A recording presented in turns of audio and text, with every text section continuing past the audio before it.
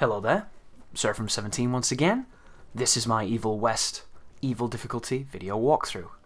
This is a no healing walkthrough, and if I can do no damage on the fights, guys, I'm going to give it a couple of tries, and if it's a frustrating fight, I'm going to say that, and if it's fun, I'm going to do it.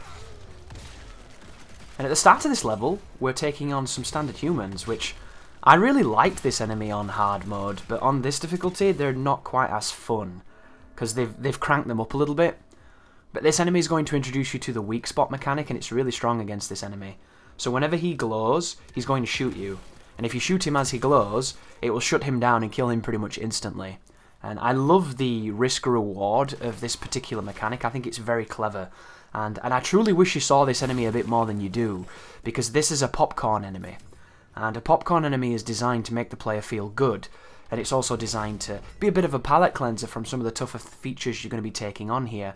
And in the middle section of the game, they seem to forget about some of those small moment-to-moment fights, and they focus on the big gauntlets a bit too much, in my opinion. So I would have liked to have seen more of those dudes. And they have a double feature as well, because later on they're going to turn into werewolves. Because this game is, of course, about the crazy, supernatural, demonic stuff. It's got vampires, it's got all kinds of familiars, and it indeed has werewolves too, which we'll be seeing shortly. But I'm not going to be doing the editing on this walkthrough like I normally do, guys. If you're a new subscriber, you'll notice I only do fights. I don't do any navigation or any exploration. Well, because this is a new game, and I'm not going back and covering things I've done before and really, streamlining the experience. On this one, you're going to see full level start to finish. I'll be trimming out the cutscenes as I often do and making it a bit more coherent. If I die a few times, you won't be seeing that. But you will actually see me play the missions. And hopefully it'll be a bit of a refreshing change from the usual format. And we'll see where we go. This right here is another really cool sequence where you're going to have to be quick on the draw and see how it works. If you can't do this, guys, if you're not fast enough to do this, whenever it glows and they're about to shoot you, if you double tap dodge, you will usually get out of the way of their bullet. And you'll see me use that strategy later on a level that's very difficult, that's got a really, really tough fight with a bunch of gunmen at the start. And the problem with this sequence, it's not that it's unfair, even though they shoot you very quickly, it's that it's random. So the order in which the circle pops up on the enemies, the weak point indicator, is not consistent. If you could learn the route of how to kill them all in sequence, it would be fine, but it changes every time you restart. And that's really good for replayability because it makes it more dynamic, but it's a pain in the ass if you're not very good at this moment, because you have to suffer a little bit. Fortunately, there is a lot of stuff you can use to help you. And of course this game has a really quick heal. And I'm not using it because it's not my playstyle, but you totally should. This game is 100% designed around using that heal. And this is a super cool feature. I've not seen this in many games. In the top left you can see it says Arachnophobia warning. I have not actually beat the game because I softlocked it towards the end and it killed my game save, which I'm going to warn you about when I get to it so you don't do the same thing. So I don't know if there are any big spiders in this game, but I've played, I think, up to about the last 2 missions and there are no huge spiders, but there are these small ones everywhere. And if you don't like spiders, guys, if you go into the options, you can turn them off. And they're just atmospheric. And I think that that's a really, really nice touch, that, because people who don't understand not liking something like that will never get it. But if you don't like spiders, it can ruin a game for you. It can be the worst thing in the world.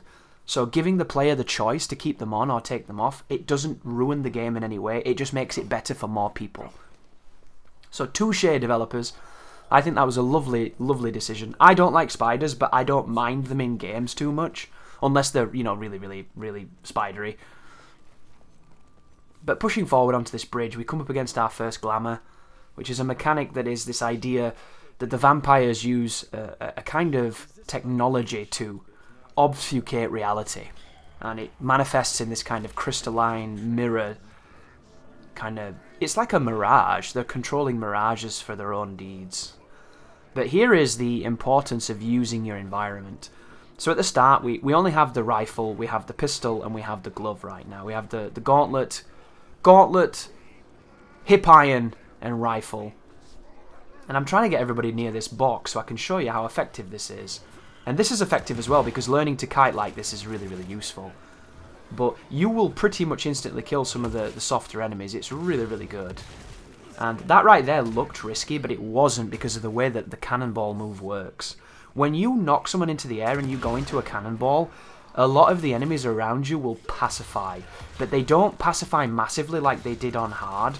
On hard, if you charged a punch as they were coming towards you, everybody kind of stopped running and accepted you were going to kick their ass. It was really strong. And it made crowd control a lot easier than it should have been. In this difficulty, you do not get that grace period. You still get one, but it's a lot shorter. And you need to be aware of that. And it's not a big deal, because when you can block, once you get the Zapper shield, everything's fine. Because that thing is really, really strong, and it leads to tons of advantage for the player. But before we get that, we have to rely on the dodge. And the dodge is really good. It gives you iframes. You can do all kinds of cool stuff with the dodge. But a lot of the time, because the camera's so close, sometimes you'll dodge into an enemy, and as you're recovering, they'll whack you. So you've got to be really careful of getting stuck on enemies when you're dodging away, and them just smacking you as you recover. But again, look at this room, guys. Look at all the environmental hazards.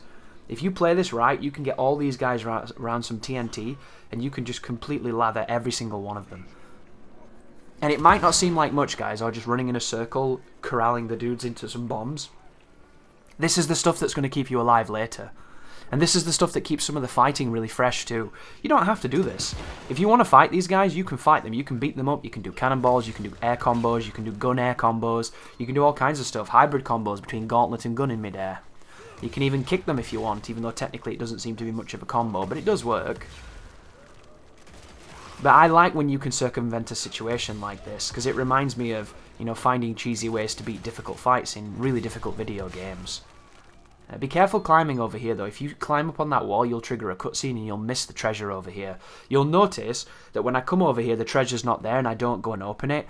This game saves when you open treasures, but it doesn't save your position as in like a checkpoint. So the checkpoint here is really bad.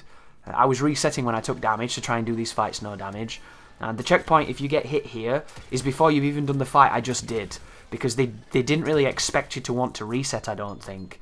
And mostly, on my first playthrough, I didn't have any problems with checkpoints, other than sometimes you have to walk under a fence or listen to a conversation then walk under a fence. Like, checkpoint-wise, I'm not going to say that the checkpoints are horrible. A couple of them are a bit awkward and a bit misplaced, but fundamentally they seem okay. The big grievance for me is that when you pause it, you can't quickly restart checkpoint. There's no option. It asks you to go to the main menu, or it asks you to fuck with your character, and I can't understand a game that doesn't have a feature to quickly get back in. And I'm not going to be doing any health upgrades, guys. I'm not going to be doing anything for my defense, so I die really quickly, so it's not the worst problem. I can just die and everything will be remedied. But coming off of Metal Gear Rising, where I can reset in 5 seconds and be back in the game, it definitely feels like a feature that every modern game should have. But keep on moving towards the inverted pyramid, and then we're going to be dropping down here and taking on some more fodder. And this flying enemy here doesn't seem like much, but it's legitimately one of the reasons you might get hit. Because it constantly shoots at you, and it's going to fly around and shoot, and sometimes it doesn't telegraph its shot with the weak point, so you'll just have a projectile coming towards you and there's no opportunity to do big damage to him, which I think is a bit shitty. However, if you do hit them when they do that weak point, they die almost instantly. Like, they will rarely survive when you shoot them when they're in that phase. But be very careful. Not only has that projectile got good tracking, it has a decent amount of splash as well. And the order of fighting in almost any encounter, you have to get rid of things that can shoot you. You have to get rid of the leeches. You have to get rid of the flyers, because they're just going to cause havoc and they'll just hit you off screen. And this game does not give you any kind of leniency from being off screen. It just gives you those arrows to tell you that you're about to get hit. So don't try to manipulate the camera thinking you'll pacify the game. You won't. You'll just get somebody jumping on you. And then we got a big fight with flyers in a claustrophobic room, and that right there that you saw is a really interesting mechanic too. At certain sequences in this game, you can see enemies before you get into the arena with them, and if you try and shoot them, they give them spawn protection. And that's what that enemy had just then. It was spawn protection when I shot him with a revolver, which is really weird, but I kind of like it because it stops people from cheesing it, you know? You have to get in there and do the work. And this enemy here, when you first fight them, they're going to be a nightmare because you just don't know the game well enough yet. But by the end of the game, guys, this dude's going to seem... He's going to seem like the average standard fodder, and you're just going to murder him. especially when you start using the block. When we get the block, this game becomes a completely different game, because parrying is so strong, and other than some kind of awkward timing, it's really easy to do. But keep on using your tools.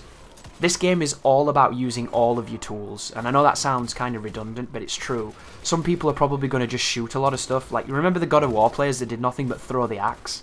You can do that in this game. The guns are good, but you want to be using everything you've got because it's so useful.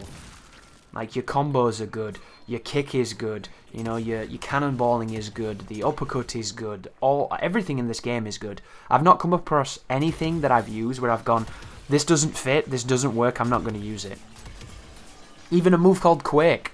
There's a move called Quake that uses your batteries, and he does a big ground slam, and I never felt like it was as good as it looked. and I bought it, and I kind of played with it, but I just never used it, because it was one of those things where, I don't know if you're like me, guys, when you use something, you either get a connection with it or you don't. And if you don't get a connection with it, you just forget to use it, and it ends up getting completely ignored. And it doesn't mean it's bad. I'm certain that that move's going to be really good when I experiment with it and I figure it out a bit more. But on my first playthrough, I just wasn't doing it. And if I'm not doing it, why use the upgrade point? Oh, by the way, that fight looked easy. It's not. That fight's really, really annoying.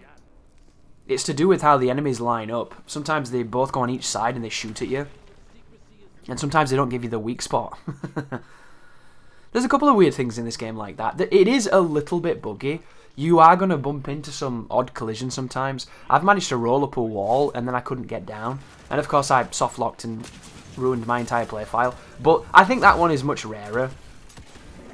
And then we have our first boss. Or technically, this is our second boss. And he's this big, like, vampiric, winged monster man. And this enemy is kind of annoying when you don't have the guard, because you can't kill him as quickly. But I think it's really, really good that they gave you him in this situation, because it teaches you how to fight with him when you don't have the ability to shut him down. And the strategy is very simple, guys. This enemy has 2 attacks. 2 melee attacks when you're close. One of them is really quick, the other one is a jump, and then he has a grab. That's his jump right there. And this jump back one, he will always fire a projectile and he'll always have his weak point. That one there is a big unblockable jumping move, which you can kick, but the detection on it's kind of difficult. And all I'm going to do is chain all my projectiles on him, and then when I get close, I'm going to beat him up and I'm going to look for his grab so I can kick it. And if he does the other one, I'm just going to roll. And then after a little while, he's going to summon some friends. When he goes in the air like this, guys, you have to shoot him. He's healing. I can't even begin to explain how many issues this is going to cause later on, but it's going to. And I don't really get the design, so we're going to be analysing that a little bit. But the adds in this fight actually help because you can cannonball them into the boss. And cannonballing does do good damage, especially when we don't have that much damage. But you need to stop it when he flies. When he flies up, if you don't shoot him, he can get back to full HP. And I don't know about you guys, but I never think a big old tanky, dirty bat demon should ever be able to heal to full HP. That's just some lame dog shit's what that is. But we're going to embarrass him and hit him with everything we've got. Keep shooting him. He's going up to heal again, but we'll stop this.